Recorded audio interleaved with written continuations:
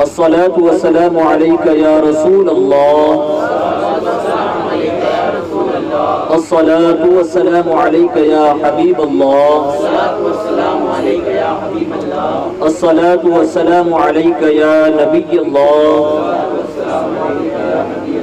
وعلى آلك وأصحابك يا نور الله صلی اللہ تعالی علیہ وسلم۔ اللہ کی سرتاب قدم شان ہے یہ، انسان نہیں انسان وہ انسان ہے یہ،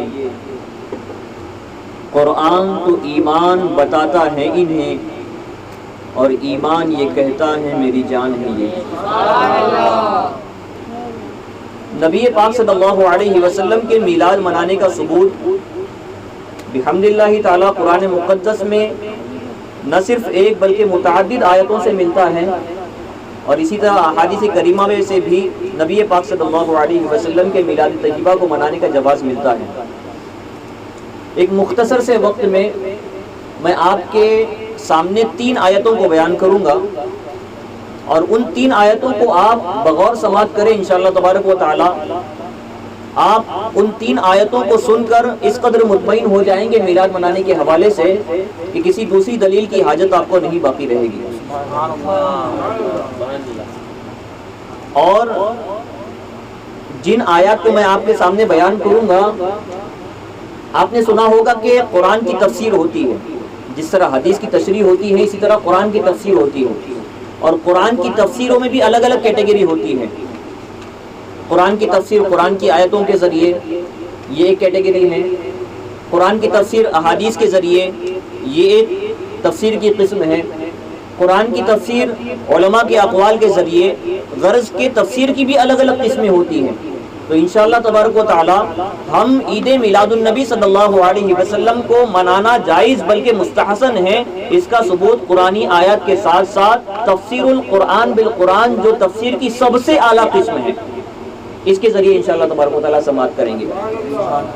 تو میں آپ کے سامنے جن 3 آیتوں کو بیان کروں گا، ان آیت کو آپ بغور سنیں۔ اللہ رب العزت قرآن مقدس میں ارشاد فرماتا ہے، سورہ یونس کی آیت ہے، قُلْ بِفَضْلِ اللَّهِ وَبِرَحْمَتِهِ فَبِذَلِكَ فَلْيَفْرَحُوا هُوَ خَيْرٌ مِّمَّا يَجْمَعُونَ۔ یہ ایک آیت ہے۔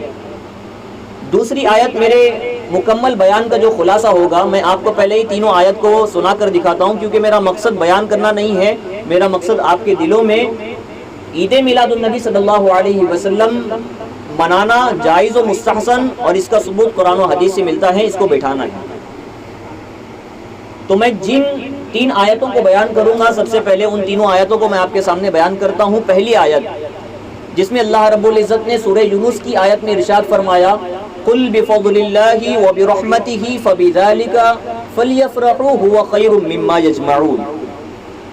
یہ سورہ یونس کی پہلی آیت۔ دوسری آیت جو میں آپ کے سامنے بیان کروں گا وہ سورہ انبیاء کی آیت ہے، وَمَا أَرْسَلْنَاكَ إِلَّا رَحْمَةً لِّلْعَالَمِينَ۔ اور تیسری آیت جو آپ کے گوش گزار کروں گا وہ سورہ نساء کی آیت ہے، وَلَوْلَا فَضْلُ اللَّهِ عَلَيْكُمْ وَرَحْمَتُهُ لَاتَّبَعْتُمُ الشَّيْطَانَ إِلَّا قَلِيلًا۔ یہ 3 آیتیں، پہلی آیت سورہ یونس کی، دوسرے سورہ انبیاء کی، اور تیسرے سورہ نساء کی، ان 3 آیتوں کو آپ سماعت کیے۔ ان 3 آیتوں کو اپنے ذہن میں رکھ کر اب آگے کی گفتگو سنیں۔ پہلی آیت میں اللہ رب العزت نے ارشاد فرمایا، قُلْ بِفَضْلِ اللَّهِ وَبِرَحْمَتِهِ فَبِذَلِكَ فَلْيَفْرَحُوا هُوَ خَيْرٌ مِّمَّا يَجْمَعُونَ۔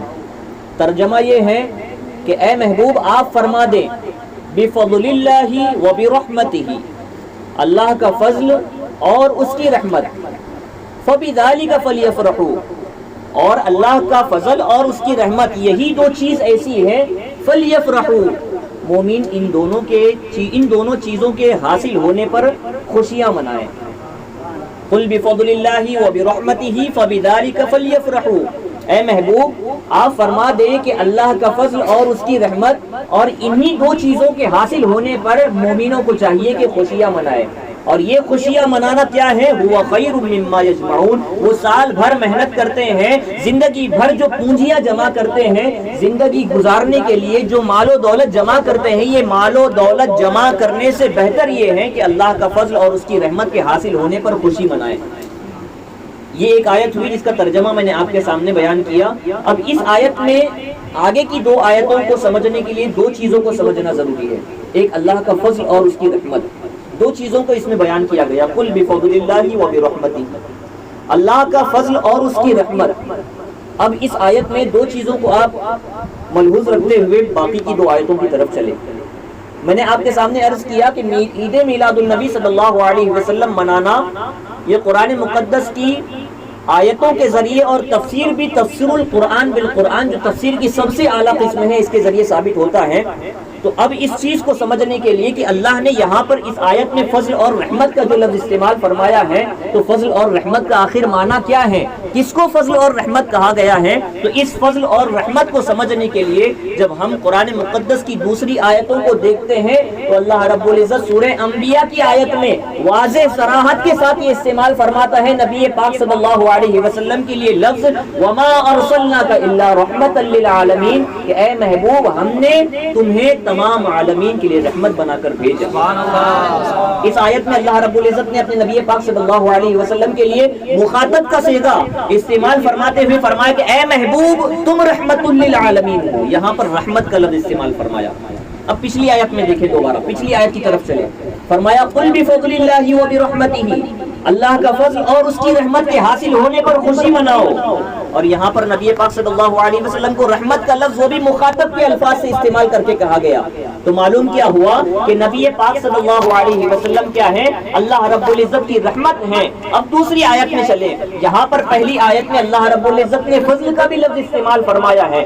جب دوسری آیت کو دیکھا گیا تو سورہ نساء کی آیت میں اللہ رب العزت نبی پاک صلی اللہ علیہ وسلم کی ذات گرامی کے حوالے سے ایک لفظ استعمال فرماتا ہے آیت میں وَلَوْلَا فَضْلُ اللَّهِ عَلَيْكُمْ وَرَحْمَتُهُ لَاتَّبَعْتُمُ الشَّيْطَانَ إِلَّا قَلِيلًا. قربان جائے نبی پاک صلی اللہ علیہ وسلم کی عظمت پر کہ اللہ رب العزت نے اس آیت میں نبی پاک صلی اللہ علیہ وسلم کے حوالے سے فرمایا کہ اے مسلمانوں، اے انسانوں، اللہ کا فضل اور اس کی رحمت تم پر نازل نہ ہوئی ہوتی تو تم شیطان کے پیروکار ہوئے ہوتے.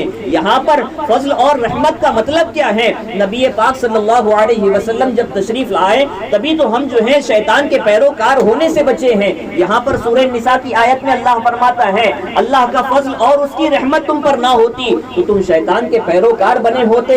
یہاں پر اس آیت میں اللہ رب العزت نے اپنے نبی پاک صلی اللہ علیہ وسلم کو دو الفاظ سے یاد فرمایا، ایک اللہ کا فضل اور اس کی رحمت، اور سورہ انبیاء کی آیت میں وما ارسلناک الا رحمتا للعالمین کہہ کے رحمت کا لفظ نبی پاک صلی اللہ علیہ وسلم کے لیے استعمال فرمایا ہے. تو آپ دیکھیں تفسیر القرآن بالقرآن کیسی ہوتی ہے.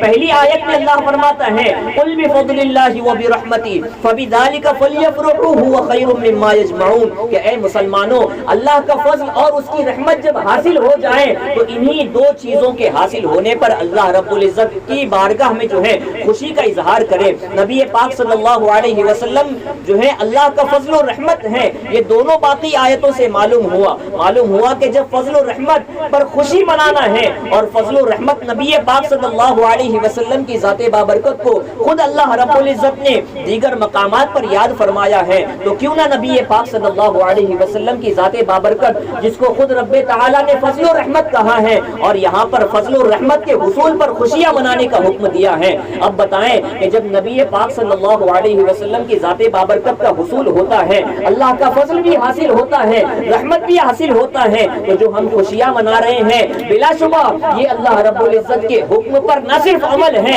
بلکہ اللہ رب العزت کے حکم پر عمل کر کے ہم مستحسن کام انجام دے رہے ہیں. اے عزیزان گرامی وقار، اور دیکھیں کہ جن لوگوں کو نبی پاک صلی اللہ علیہ وسلم کی عید میلاد پر خوشیاں منانے پر ان کو اگر تکلیف ہوتی ہے تو در حقیقت وہ خود شیطان کے پیروکار ہیں. وہ قرآن مقدس کو نہیں دیکھتے. قرآن مقدس تو خود اللہ کے نبی صلی اللہ علیہ وسلم کے تشریف لانے پر حکم دیتا ہے کہ مومنین جو ہے یہ خوشیاں منائے. اور خوشیاں بھی ایسی منائیں کہ خوشیوں کے حوالے سے فرمایا گیا کہ ان کا خوشیاں منانا نہ صرف جائز مستحسن ہے بلکہ ان کا خوشیاں منانا زندگی بھر کی جمع پونجی کے لیے جو محنت کی جا رہی ہے ان تمام محنتوں سے زیادہ بہتر یہ ہے کہ اللہ کے نبی پاک صلی اللہ علیہ وسلم کے تشریف لانے پر خوشی منائی جائے. یہ ایک صراحت کے ساتھ آیتیں تھیں. عید میلاد النبی صلی اللہ علیہ وسلم منانا جائز قرآن مقدس کی آیتوں سے سماعت کر لیا اور تفسیر القرآن بالقرآن کی سب سے اعلیٰ قسم سے بھی سماعت کر لیا. تو نبی پاک صلی اللہ علیہ وسلم کی میلاد منانا بحمد اللہ تعالیٰ سنیوں کی قسمت ہے. اور سنیوں نے اللہ رب العزت کے فرمان قل بفضل اللہ وبرحمتہ فبذلک فلیفرحوا هو خیر مما یجمعون پر عمل کر کے نبی پاک صلی اللہ علیہ وسلم کا میلاد منایا.